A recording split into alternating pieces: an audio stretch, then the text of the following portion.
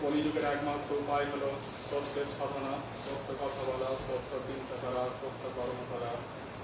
সর্বেশ্বর সেই ধর্মস্বর, ভূতেশ্বর, যজ্ঞেশ্বর সেই নারায়ণের প্রার্থনা স্বরূপ শ্রীকৃষ্ণ শ্রী ভগবান শ্রী রাধারানীর সেবা করা। আর সেই নামকে কলিযুগেতে কখনো সত্য, আর কখনো রাম, আর কখনো কৃষ্ণ, আর কখনো চৈতন্য। তার মধ্যে কলিযুগের শ্রেষ্ঠ নাম এক সমষ্টি পূজা, বেদের সম্পূর্ণ সমষ্টি মন্ত্র পূজা, সেই হচ্ছে হরিনাম সংকীর্তন। আর সেই হরিনাম সংকীর্তন এই গুরুচর পরিচয় ঠাকুর হরিবল বলে আবার প্রচলিত করি। আমরা বাঙালিরা আমরা জন্মালে হরি বলি, আর মরলে আমরা হরি বলি, আর মাঝখানটা আমরা ভুলে যাই সেই ঠাকুরের কথা বলতে, ঈশ্বরের কথা বলতে, হরি কথা বলতে ভুলে যাই। আর সেজন্যই ভগবানের আবির্ভাব। আজ দেখুন কদিন পরে ভগবানের আবির্ভাব হবে, ওই 18 তারিখ 19 তারিখে ভগবান শ্রীকৃষ্ণ ভগবানের জন্মাষ্টমী হবে। তার কারণ হচ্ছে আমরা সত্যকে ভুলে যাই, অসত্যকের প্রতি আমরা আশ্রয় নিয়ে থাকি, নিত্যকে আমরা ভুলে যাই, অনিত্যের প্রতি আমরা ছুটে চলি। তাই আমাদের এত দুঃখ আর কষ্ট। আপন পর করে আমরা ভোগ করি। ভক্ত সবসময় এখানে এসে নমস্কার করবে, ভক্ত আসার সাথে সাথে ভক্ত ষষ্ঠাঙ্গে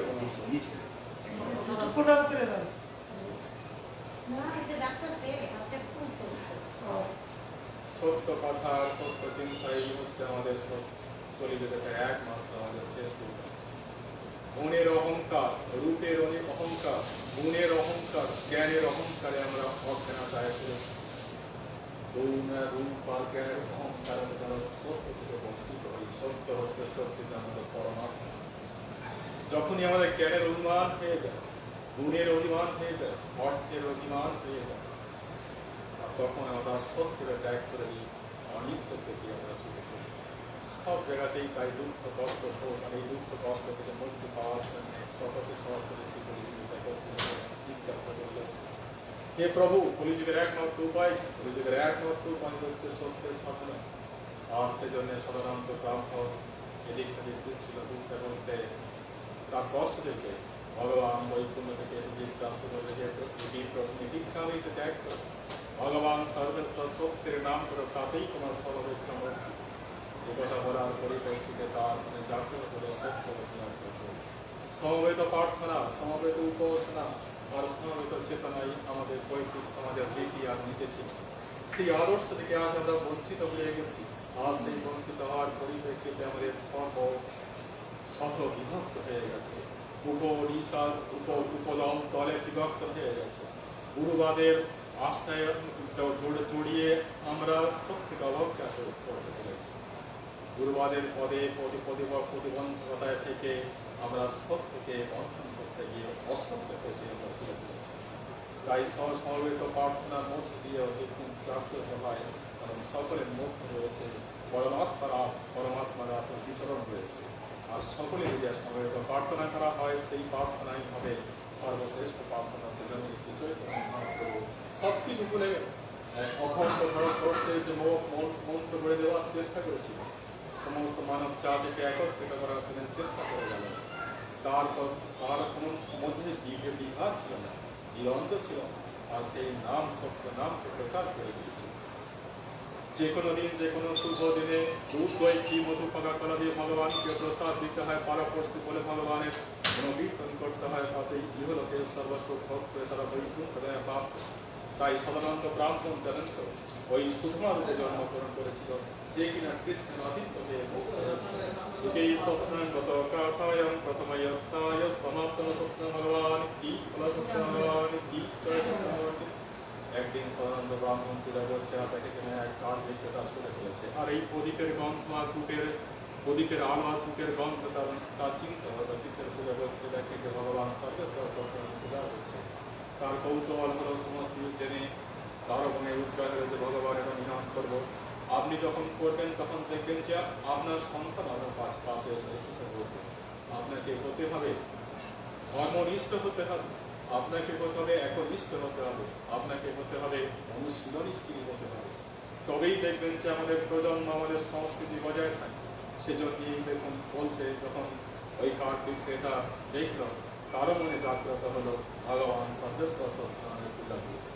আবার চিন্তা করতে করতে লাগলো, হে প্রভু, যা কিছুই থাকুক না, যা কিছুই হয় না কেন, তাই দিয়ে ভগবানের সেবা করবে। যখন এই মন জাগ্রত হবে, তখন দেখবেন সেই এক হাতে দ্রৌপদী কাপড় ধরেছে আর এক হাতে বলছে, হে প্রভু, আমাকে রক্ষা করো। যতক্ষণ পর্যন্ত এই রূপ সম্পূর্ণ সমর্পণ করলো, ততক্ষণ পর্যন্ত কিন্তু দ্রৌপদীকে সম্পূর্ণ কাপড় সংগ্রহ করতে দিল না। অর্থাৎ এখান থেকে প্রমাণিত হয় যে যখন ভগবানকে আমরা সম্পূর্ণরূপে আত্মনিবেদন করবো, সম্পূর্ণতার সঙ্গে সমর্পণ করবো, তার কৃপাতেই সব কিছু হয়। আর তার কৃপাতেই বোধৈবক্ষণে যেখানে পৌঁছালো, সেখানে এক ধনীর নগরী ছিল, সেখানে কাঠ বিক্রি হয়ে গেল। আর সেদিনের দুধ, দই, ঘি, মধু, পাকা কলা দিয়ে ভগবানের প্রসাদ নিবেদন করলো, যে গুরু কীর্তন করলো, তার প্রভাবে লোকে সর্বস্ব ভোগ করে বৈকুণ্ঠে প্রাপ্ত হয়েছিল।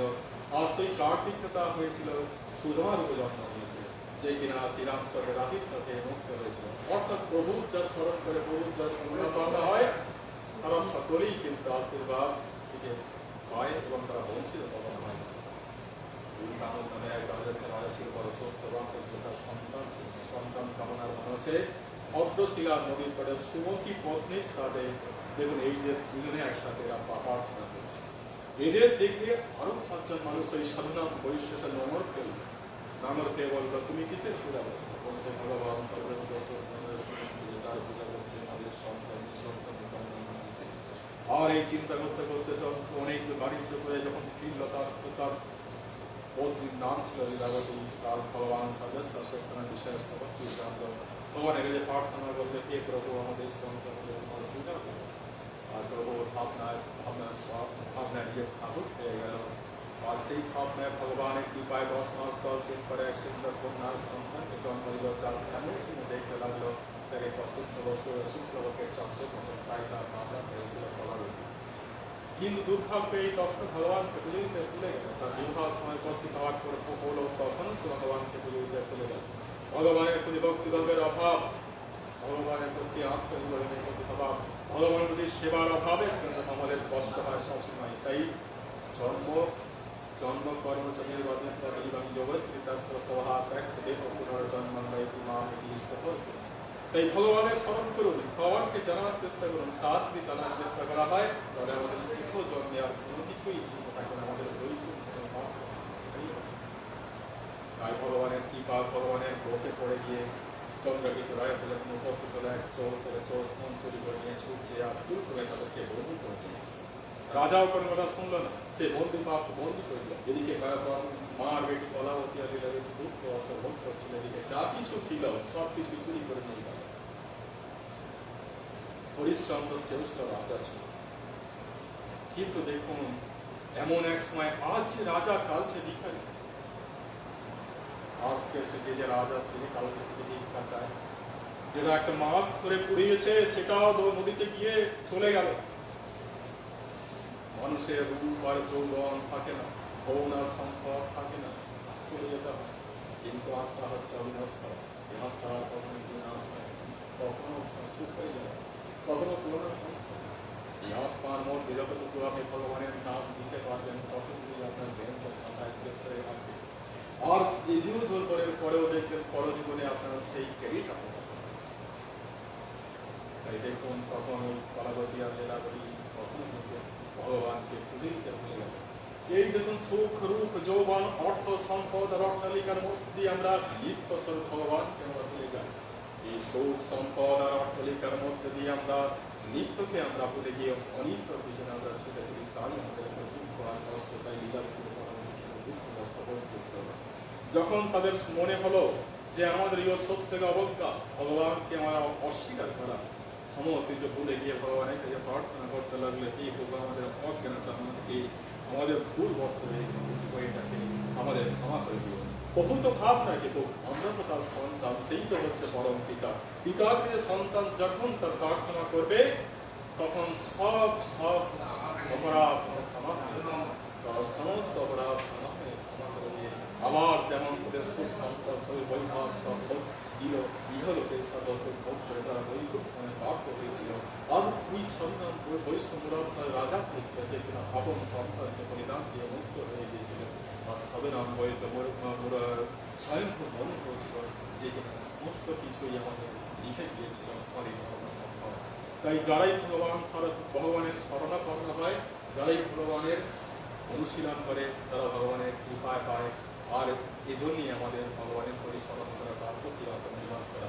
সকলের সুখ কামনা করি। ইতি সত্যনাম ব্রতকাধ্যায়াম তৃতীয় অধ্যায়াম চতুর্থ অধ্যায় সমাপ্তম।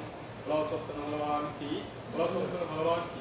এদিকে একটা ব্রাহ্মণের ছেলে, ছোট ছেলে, তাকে বলছে যে আমি আজ কাজে যাচ্ছি, তোকে আজ খাওয়াতে হবে, ভগবানকে খাওয়াতে হবে। আর যদি ভগবানকে যদি খাওয়াতে না পারিস, তোকে আমি এসে এই পাঁচন বাড়ি রেখে খেয়ে গিয়ে মারব। দেখুন কি বিশ্বাস, ভয়েতে বিশ্বাস, যে বাবা আমাকে বলে গেছে যে আমার ভগবানকে খাওয়াতে হবে, গোপালকে খাওয়াতে হবে। এই বিশ্বাস, এই ভয়, ভয় থেকে বিশ্বাস, আর বিশ্বাস থেকে তার মধ্যে সম্পূর্ণ আত্মনিবাস। আর তা থেকে যখন সে ঠাকুর ঘরে ঢুকলো, তা নিয়ে আর শাক নিয়ে ভগবানকে প্রসাদ দিল। প্রভু, তোমায় খেতে হবে, তুমি যদি না খাও, আমার বাবা বলে গেছে আমায় কিন্তু আজকে ওই পাঁচন বাড়ি দিয়ে মারবে। অঝরে কাঁদছে আর ভগবানকে ডাকছে। ভগবান আসছে একটু বৈকুণ্ঠ নারায়ণ প্রথম ওই সিংহাসনে থাকতে পারলো। সিংহাসনে নেমে এসে ওই বালকের দেওয়া প্রসাদ সে গ্রহণ, সমস্ত প্রসাদ সে ভগবান প্রসাদ গ্রহণ করে। আর বাইরে এসে যখন যারা বসেছিল, হ্যাঁ তুই পূজা করতে ঢুকেছিস, প্রসাদ কোথায়? বলছে কেন? বাবা তো বলেছে যে আমাকে প্রসাদ ভগবানকে খাওয়াতে হবে, নারায়ণকে খাওয়াতে হবে। তো সব ভগবান তো খেয়ে দিই। সব ছোট ছেলের কথা কেউ বিশ্বাস করছে না। তখন সবাই এসে দেখে সত্যি তো ভগবান ওই নারায়ণ, ওই নারায়ণ সিংহাসন থেকে বোধ বেরিয়ে এসে প্রসাদ নিয়েছে। এই দেখুন ভয়, আর এই হচ্ছে শ্রদ্ধা, এই হচ্ছে আত্মসমর্পণ। এই যদি থাকে নিশ্চয়ই আপনার প্রতি ভগবান কৃপা করবে, আপনার হাতে প্রসাদ নেবে। আর সব থেকে বড় কথা দেখুন, পঞ্চবোধে যেটুকু বলেছে সেটুকু শুনলে আমাদের সমস্ত কিছু এই বিবাদ চিন্তা সমস্ত দূর হয়ে যাবে। নামে এক রাজা ছিল, সত্যবান বড় অহংকার ছিল। পেছনে লাজ লেজ আছে, বড় বড় লেজ আছে, আচার্য, চক্রবর্তী, ভট্টাচার্য, এগুলো কিচ্ছু নয় রে, কিচ্ছু নয়। এগুলো তো মানুষের দেওয়া সৃষ্টি, যেমন আমি একজন শাস্ত্রী, আমার নাম শাস্ত্রী। এগুলো হচ্ছে মানুষের অহংকার যে আমি শাস্ত্রী। যতক্ষণ পর্যন্ত শাস্তি না হতে পারবে, যতক্ষণ পর্যন্ত ঈশ্বরের নিবেদন না করতে পারবো, তার প্রতি স্মরণ না করতে পারবো, ততক্ষণ পর্যন্ত আমি ব্রাহ্মণ নই। ততক্ষণ পর্যন্ত আমি নিষ্ঠাবান, আত্মিক, আরণ্যের, উপনিষদ ব্রাহ্মণ আমি। তখনকার দিনে ওই রাজরাজারা ছুটেছে বনেতে স্বীকার করার জন্য, ক্লান্ত শান্ত মন নিয়ে দেখে কিনা যে কিছু রাখাল বালকেরা ভগবান পূজা করছে। রাজা ভাবলো যে আমি এই দেশের রাজা, আমি তো উঁচু, ওই রাখাল বালকদের প্রসাদ আমি নেব কেন? অহংকারী রাজা ভগবানের প্রসাদ দিল, তারপরে তার সামিল হলো। ভগবানের প্রতি পূজার প্রতি ভক্তিভাবের অভাব, আর তার প্রসাদের প্রতি অভাবের পূজা গিয়ে তার দুঃখগ্রস্ত, মহান দুঃখগ্রস্ত ভোগ করতে হলো। যখন তার ওই রাজত্বে পৌঁছে গেল, দেখি না তার সমস্ত পুড়ে গেছে। অহংকার আপনাকে পুড়িয়ে দেয়। ওই রাবণের অহংকার ছিল না, অহংকার ছিল না, তাই তো মাকেই সে খেতে চেয়েছিল, মা লক্ষ্মীকে সে ভোগ করতে চেয়েছিল। তার সমস্ত দেখি এই জ্ঞান ভুলে যায় যখন মানুষের অর্থ হয়ে যায়, তার ভগবানকে ভুলে যায়, মৃত্যুকে ভুলে যায়, সত্যকে ভুলে যায়। তা দেখুন সমস্তিতে গিয়ে দেখে গেল সব কিছু পুড়ে ছাড় হয়ে গেছে।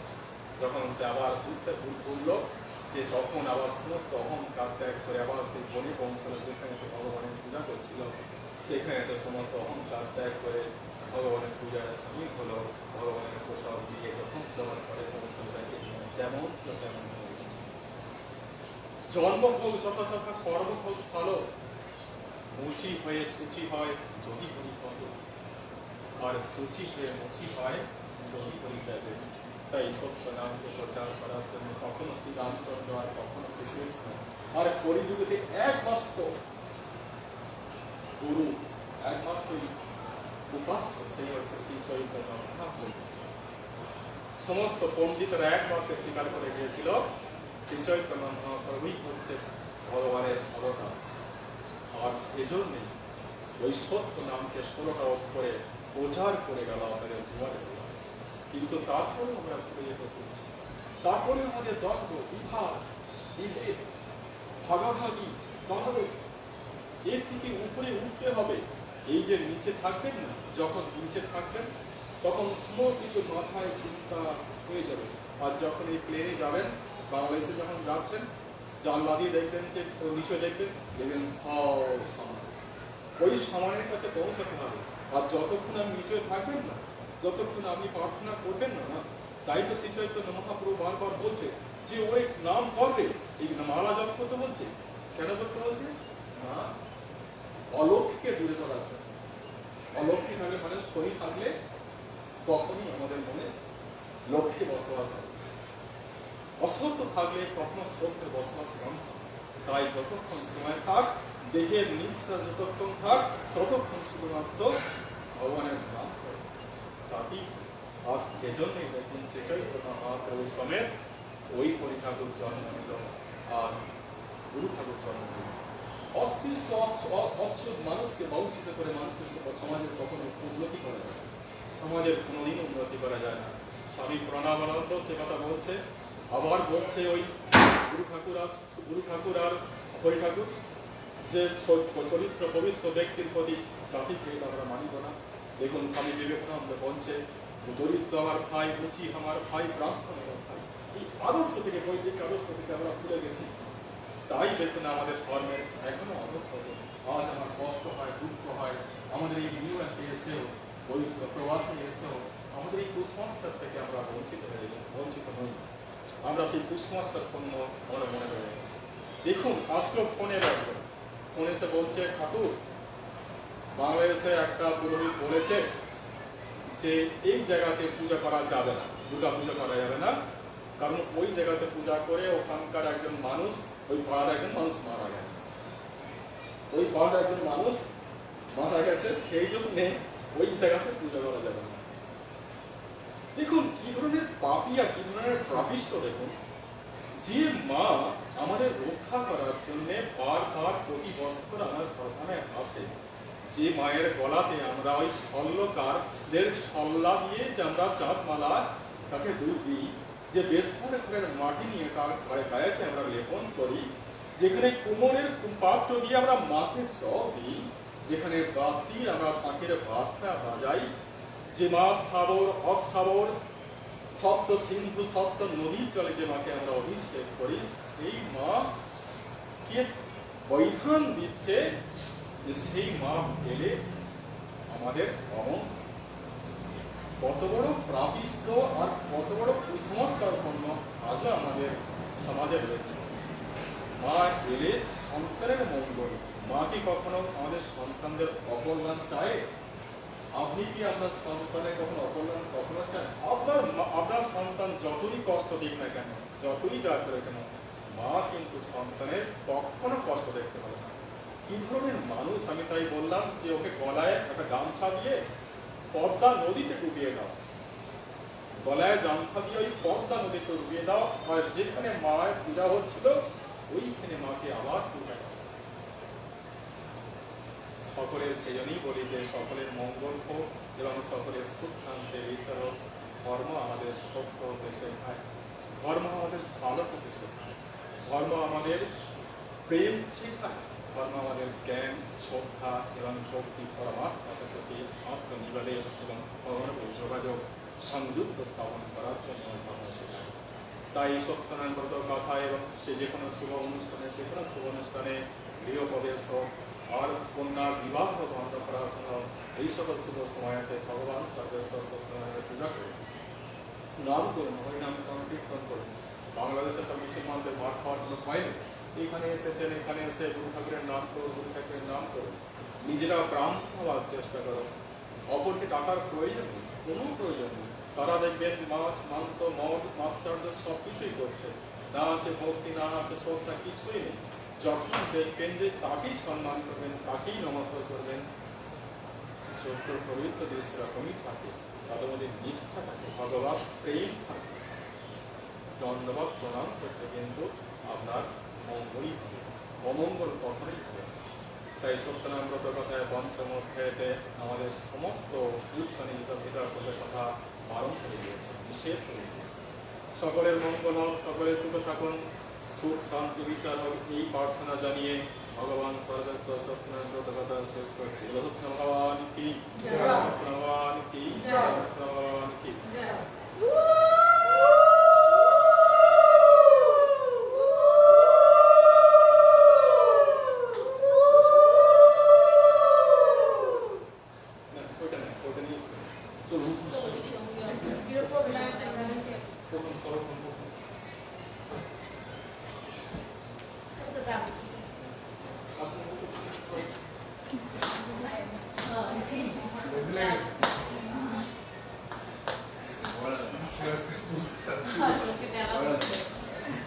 Hindi mo na. Nahamit kasi tayo.